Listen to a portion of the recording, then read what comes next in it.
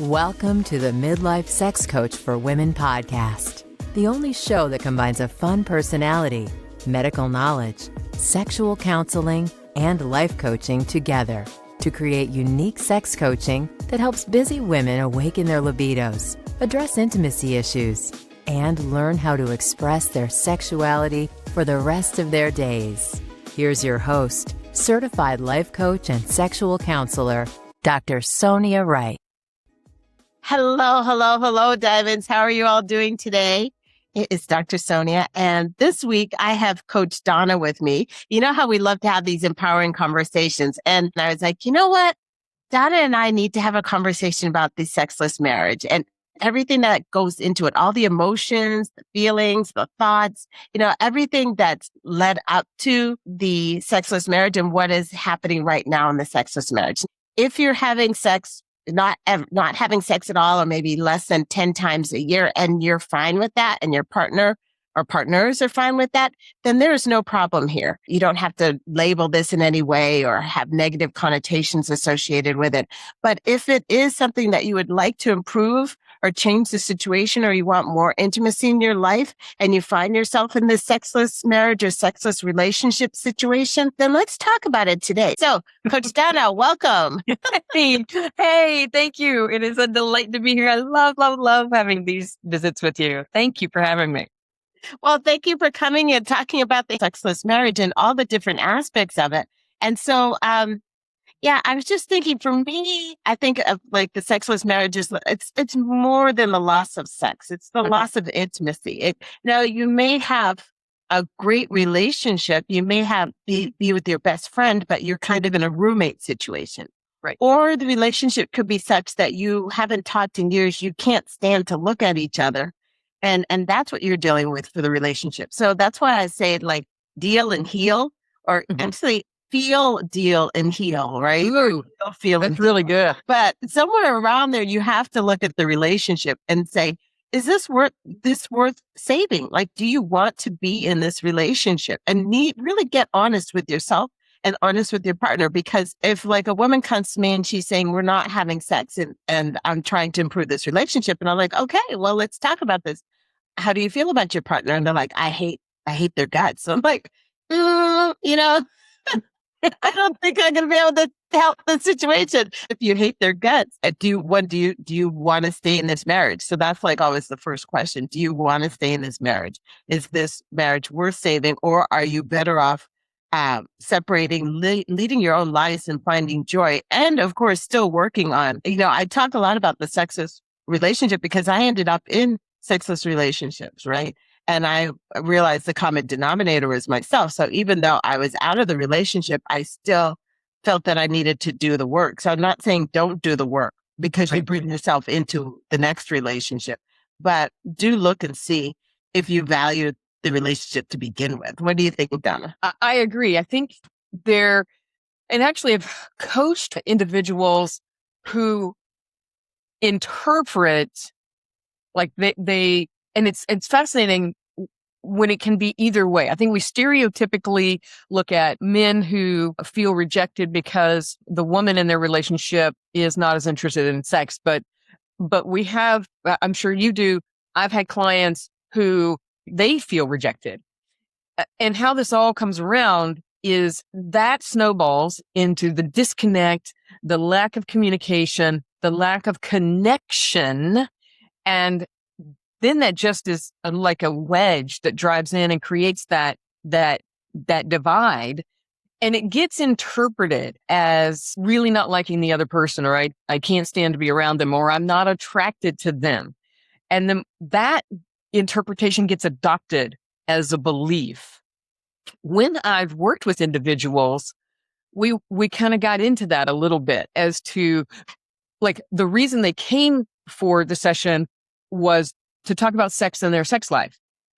But we have to go back several steps to figure out what is it that has led to you not being attracted to this individual, and what drew you to them in the first place. What has changed? Absolutely. I do agree. And even as a person of faith, I can imagine people might even kind of be blown away a bit, but I agree that you need to assess the relationship and figure out if this is something that is serving you and serving the other person well.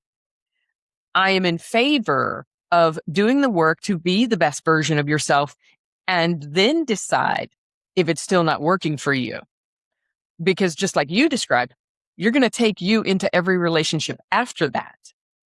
And the downfall of thinking that the results I'm getting are because somebody else is a certain way or is not a certain way, and I just need a different person who is a different way is, I think, generally a myth and just sets us up for repeating the same process, always within the framework of safety, right? Like if somebody is abusive, that's a whole different ballgame.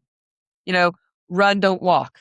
Yeah. And you can still do the work and decide to leave, right? But I think that is an important point when you say that you do take yourself with you, right? And if you blame other people for the issues, when you lose your power, right? They say like it's because of that person's problem and blah, blah, blah, blah, blah, that we're not having any sexual intimacy. And so you're losing your power. So even in that context, you can be like, well, what is it that I do have control over? What are my boundaries? What do I want with this situation? But you're right that a lot of times there's a sexless marriage and it does involve two people, but it may be the case of mismatched libido and things like that. But I'd say like 20% of women come to me and they're saying, I would like more sex. Like I'm not getting intimacy in my relationship from my partner. Right. And it's almost like the partner has checked out. And if it's a male partner, obviously they check testosterone levels and things like that, but erectile dysfunction could be a part of it. Stress there's a lot of reasons that are there, but it is interesting that I'd say about 1 in 5 of my clients does in fact come to me and saying that they want sex and for some reason. And very often it's hard to pin down if they happen to have a male partner, a partner that has a penis. It's hard to get them to talk about it and to find out exactly what's going on. We resort to a lot of anger as opposed to having discussions as to why sex is not happening. Because I think that for people that identify as male and are penis owners and or are penis owners, there's a lot of identity tied up in sexuality for men. The way our society says that men have to be around sex and sexuality and erections and penis. It's almost like they are their sex. They are their penis. They are their penis, right? And their penis is them. They are their penis. Yeah, or they're having sexual difficulties. It's really a hit to their manhood, to who they identity. Their identity, exactly. And so I think that it's even harder for them to discuss the issues than it is for women, people that identify as being a woman. Alrighty, so we have this list. So that door opens and in comes the hairy beast. They are going to talk about it. And I have mentioned that I've helped several women and couples with this situation to get back to. If you go back to one of my early episodes, interviews with Dee Dee, she was actually in a sexless relationship for 5 years and worked with her in her 70s and got that back up and running. So it doesn't matter about your age, your race, how long you've been in a relationship. It doesn't matter if sexual orientation.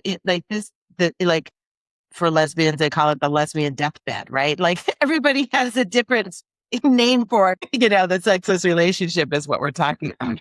So in comes the hairy beast.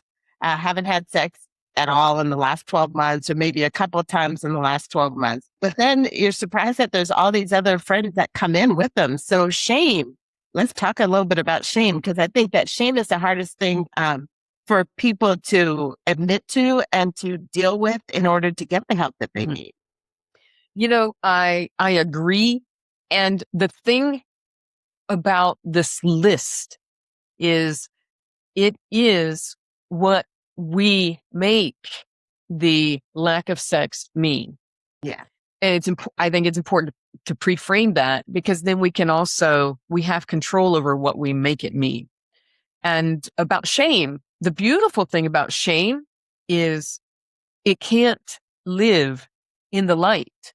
Shame requires silence and darkness and pushing things under the rug.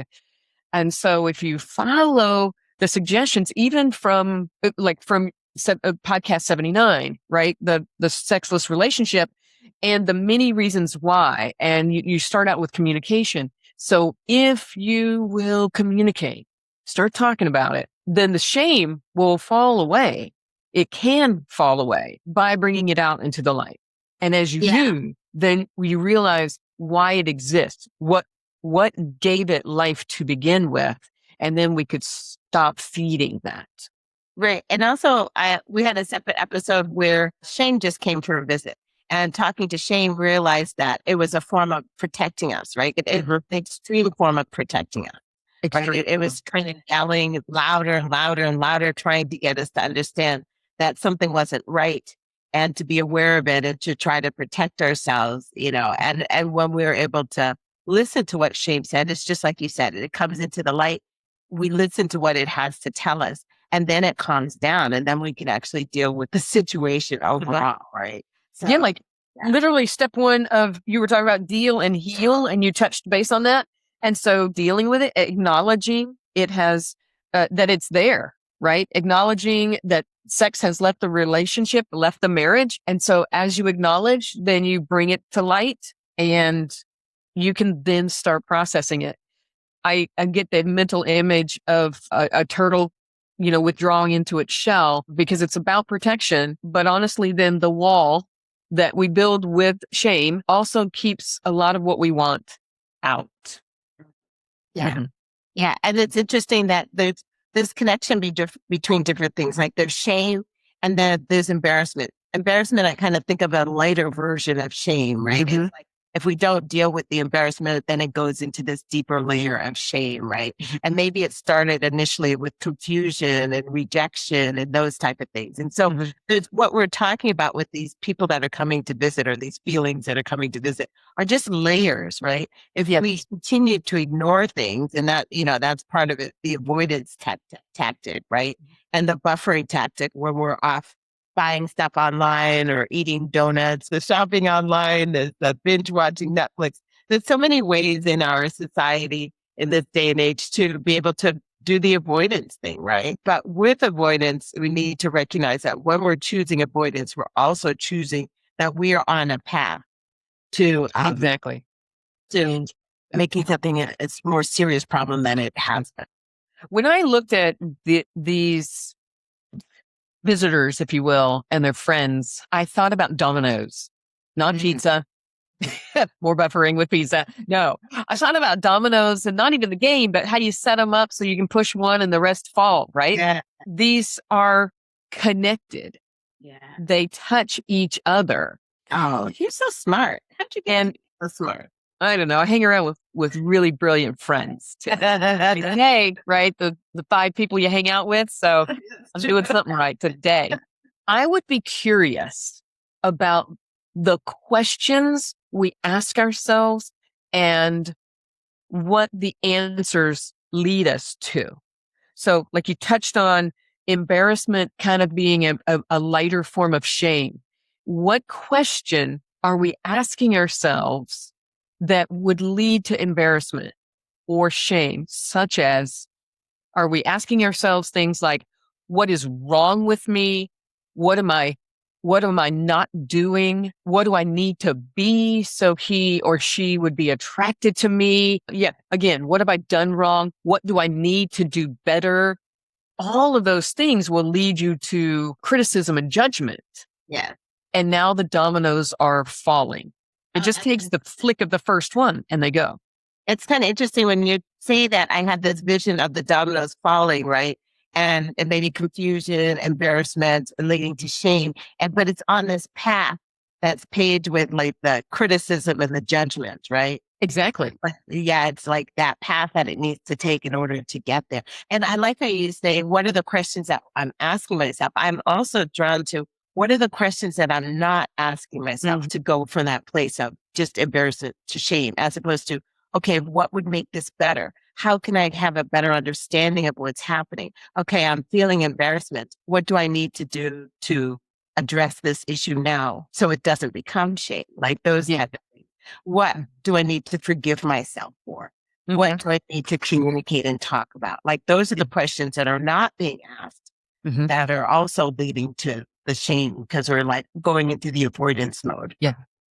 And the thing, I'll throw in a little psychology here, which I'm not a psychologist or psychiatrist, just disclaimer. The concept of a gestalt, meaning early in life, we had an initial experience that created a particular type of response and a particular type of sensation in our body. And we may have named that shame or embarrassment or whatever. And then when you go on to have subsequent events that have a similar sensation or response, we tend to group them by that significant emotional response that we have. So now we are 30s, 40s, 60s, 70s in a sexless relationship dealing with embarrassment and shame, which for many might be on the same gestalt. Yeah. But you're not dealing with the emotional response of the embarrassment or the shame that you're in that moment. You pull with it Exactly. all the other experiences that have a similar emotional response from as long as you, and that's another conversation, but along that entire gestalt, let's say that, along that entire gestalt, which began before you even could consciously process it.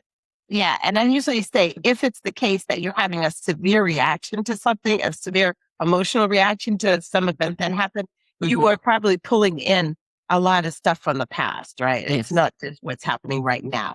It may be your body saying, I am not safe. I am really not safe here. So if you're having a strong reaction in some way, recognize that you are probably reliving or something that happened in the past and that you may need to revisit that and find out where the lack of safety began, and how it's impacting what's happening right now. So yeah, that's really good. All right, let's go back to our list and see what we've got on this list. Okay, so let's see. I had this kind of okay, so we talked about like when intimacy goes, communication and connection also go. And so I put communication as like the moderator for the panel discussion in my last episode because I feel like it is necessary for everything. Like it's the glue that holds it all together. The communication has to be there. So before the touch can come back, the communication has to be there. And I always say that if you're looking for sexual intimacy, it's built on intimacy, overall intimacy in the relationship. And overall intimacy in the relationship is built on communication. If it's the case that you're living with your best friend like a roommate, do not despair because that means the communication is still there and the intimacy overall in the relationship is there. And now it's a time to add back in the touch. And that definitely will require communication, but at least the foundation of the communication and the overall intimacy in the relationship have been preserved. And so that's a really good place to start. If you find that that it's all broken down, then focus on the communication first. I agree. You can't. If you don't have the communication, you can't expect to add in touch and it to go very well. Mm-hmm. Yeah, I think the connection, like I encourage people to revisit the connection that they have, and connection can just be synonymous with intimacy, but the connection that they have outside of sexual intimacy is going to be reflected, I believe, largely within the sexual intimacy, the sexual relationship. And so if they're not well connected, if they're avoiding, if they're kind of barely talking and barely connecting, then you're going to barely touch. Yeah. And so you can't, it's difficult to expect. And I think it's an unrealistic expectation that we're going to go from kind of, I don't even want to look at this person to, okay, now let's get it on. A man's mind might be able to do that, but I think at least stereotypically, a woman's mind doesn't make that leap very well at all. To go from like, we're more crackpot, we want more relationship, we want more connection. And so to not be very well connected, to not have much emotional intimacy outside of the bedroom can make it difficult inside the bedroom.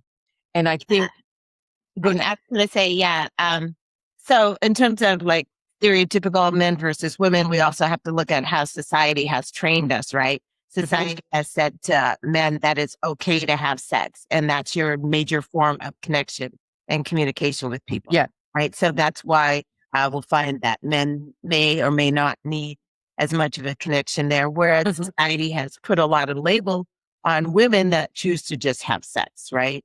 Yes. And it has to be because you're in love, that there's connection and stuff like that. So when we look and we say women need more connection, that is probably true overall, but that also is something that society has said that is the context in which women are allowed sexual. So It's not a must. yeah, but it is definitely there. So I think that that's good about the communication. And then when it's not there and leading to like resentment and frustration and ultimately anger, like there's this frustration that leads to this resentment. And then the resentment is kind of brewing and then it's like blowing up in anger, right? So if you find yourself in anger, definitely communication. And, you know, if you need to check in with a counselor, process a lot of these emotions as well. I think that that's very true. But what do you think about frustration, resentment, and anger? Because I kind of put them together. Because, and it would not be unreasonable at all to expect, and just to throw back in that Gestalt idea, that those all would have a similar emotional response and that they might be on a Gestalt together. And so it makes sense that they get lumped together because we often would interpret them similarly and have a similar response. Anger is commonly a secondary response to fear. Mm-hmm. Yeah. And so what are we afraid of? Yeah. That's what loss? What is it? Is it lack of acceptance? Is there some loss? Is it an identity thing? We're back to learning to ask ourselves really good questions, letting the emotion, the sensation, the feeling that we're experiencing be a clue to us that something is going on. And then to ask ourselves really good questions in response to that sensation, emotion, feeling, because I think they're like breadcrumbs. They're going to lead to behaviors. So let the behaviors be your breadcrumbs. The result can be your breadcrumb. Whatever is going on is externally the emotion that you're experiencing, the behaviors that you're experiencing, what the results are in your life. They're a clue back to what's going on up here, between your ears. And so ask yourself, slow down, ask yourself really good questions to help get to the root of that. And especially understanding that anger can be commonly a secondary emotion to fear. Then what is the fear? A great question is, what do I not want to be true that is true? Yeah. And that I like that because it brings up this concept of deep pain. Like you're talking about deep emotion. Usually I find underneath all that anger and frustration, resentment, is just a lot of deep pain and having to deal with rejection, right? Having to deal with like it, that you have thoughts that your partner thinks you're not sexy enough or whatever it is. Like in some way, there's rejection, there's loss, there's pain, there's fear of more emotions that you don't want to handle and feeling overwhelmed. So that's when I talk about the deep pain.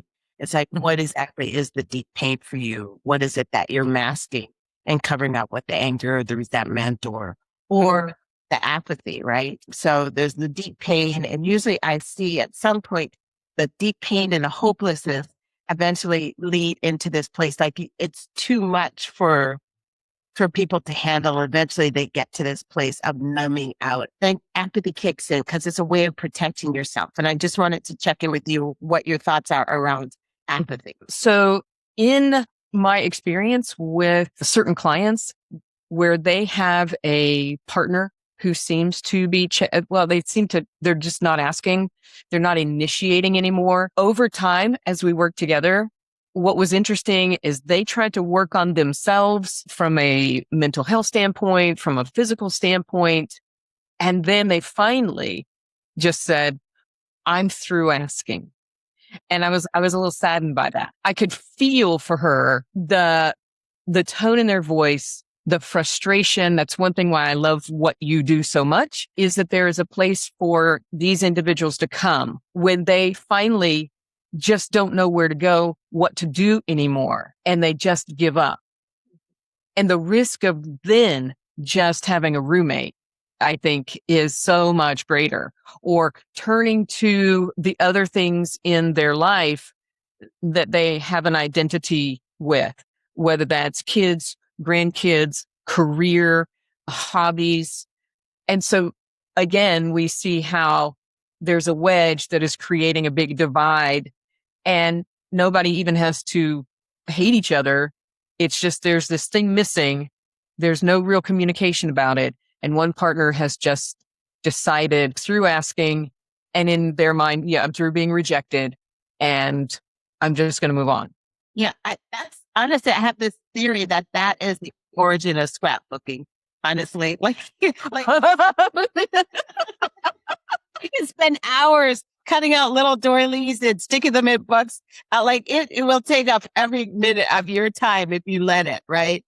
And you're making pretty pictures and you're so happy. You don't have to deal with the fact that your partner has checked out or both of you have checked out, right? Yeah. And I'm actually going to do one more on the open relationship visiting and non-monogamy visiting, because sometimes a partner checks out and they will not check back in.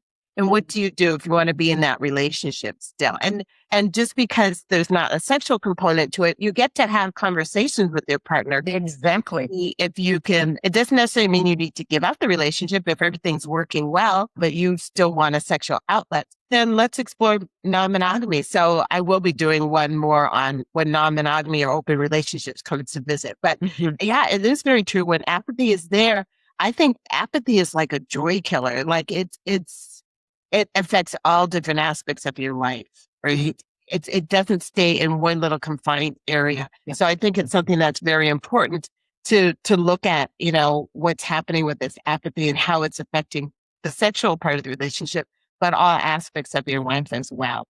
And I think I think it's not because you don't feel, it's because you feel it all. You feel it all, and you just get to a place where you can't take it any longer, right? As we said, I'll just mention, so the deal and heal, identify what's going on, decide if it's worth keeping the relationship, work on the communication to get to the healing. That's the way it goes. And there's different ways that it looks, the healing part looks a lot of different ways, and you get to choose what's right for you in your relationship. And if you need help, definitely reach out to a sex coach, a sex therapist, individual counseling, group counseling, do it all, right? Like couples counseling versus individual counseling. There's a lot of different ways to do this. In my Own Your Sexuality Now intimate group, it's so fabulous because you're with a group of other women that are dealing with this. Yeah. So we have one person in there that is just there's a lot of people making miraculous transformations, but one person in particular is just doing some amazing things. Actually, so many of them are.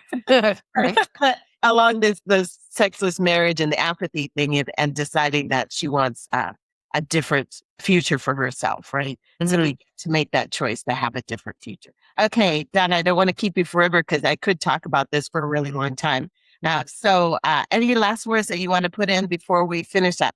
Mm-hmm. I think one thing that came to mind, and you mentioned this often, but it deserves being reiterated over and over, is that ultimately our sexual pleasure is our responsibility, right? Yeah. And so if we can be angry and resentful and eventually become apathetic that somebody else is not showing up to the party. And I'm speaking very general on purpose because that can fit any member in a relationship. So if we can put it on them, but then we lose our power. And so accepting that my sexual wellness and my sexual health and satisfaction is my responsibility, then that opens the door to a lot of possibilities for you.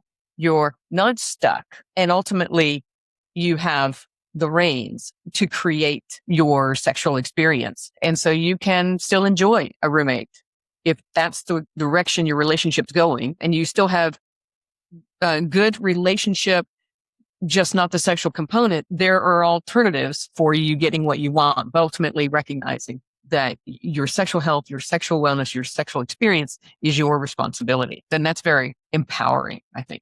Yeah, and definitely, I don't want to end the note to make people think that the only choice now is eventually to go to non-monogamy. That is just one of the choices. I have seen it, many marriages and relationships come back from this place doing the work, but it does require a lot of communication and willingness to listen and not blame, and to get vulnerable and to deal with the emotions that you've been avoiding. But and to be open and creative to different concepts of sexuality, and to be okay with adding the touch back in.